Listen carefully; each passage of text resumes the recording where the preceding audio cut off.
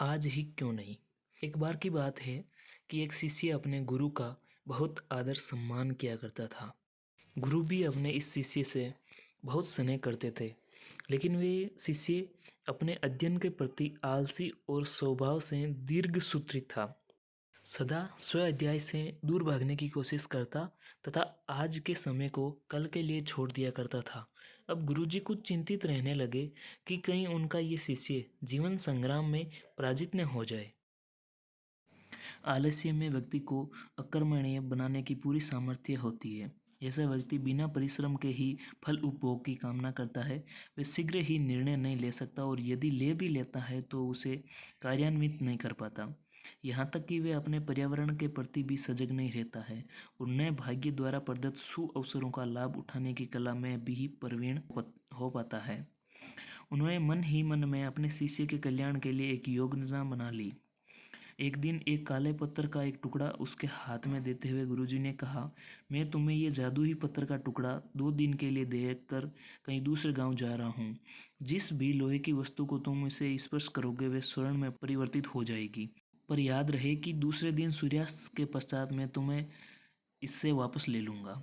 ये इस सुअवसर को पाकर बड़ा प्रसन्न हुआ, लेकिन आलसी होने के कारण उसने अपना पहला दिन ये कल्पना करते करते बिता दिया कि जब उसके पास बहुत सारा स्वर्ण होगा तो वह कितना प्रसन्न, सुखी, समृद्ध और संतुष्ट रहेगा।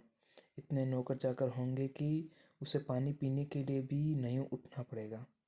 फिर दूसरे दिन जब वह प्रातःकाल जागा, उसे अच्छी तरह से समझ था कि आज स्वर्ण पाने का दूसरा एवं अंतिम दिन है। उसके मन में पक्का विचार किया कि आज वह गुरुजी द्वारा दिए गए काले पत्थर का लाभ जरूर उठाएगा।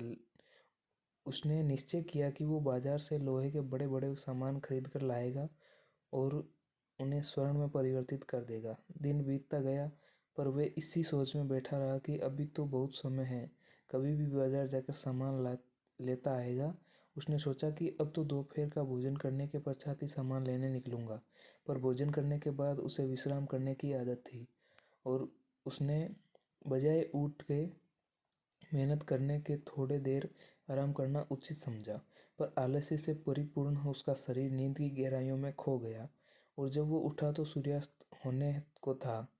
जब वह जल्दी जल्दी बाजार की तरफ भागने लगा तब रास्ते में ही उसे गुरुजी मिल गए।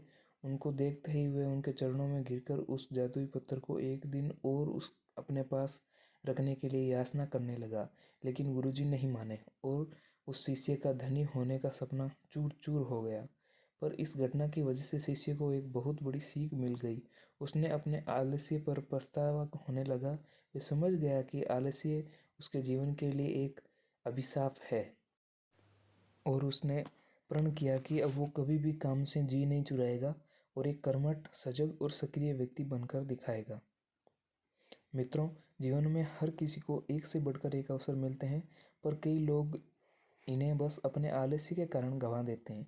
इसलिए मैं यही कहना चाहता हूँ कि यदि आप सफल, सुखी, भाग्यशाली, धनी अथवा महान बनना चाहते हैं तो आलस्य और दीर्घ सूत्रता को त्याग कर अपने अंदर विवेक, कष्ट साध्य, श्रम और सतत जागरूकता जैसे गुणों को विकसित कीजिए। और जब कभी आपके मन में किसी आवश्यक काम को टालने का विचार आए तो समय से एक प्रश्न कीजिए, आज ही क्यों नहीं।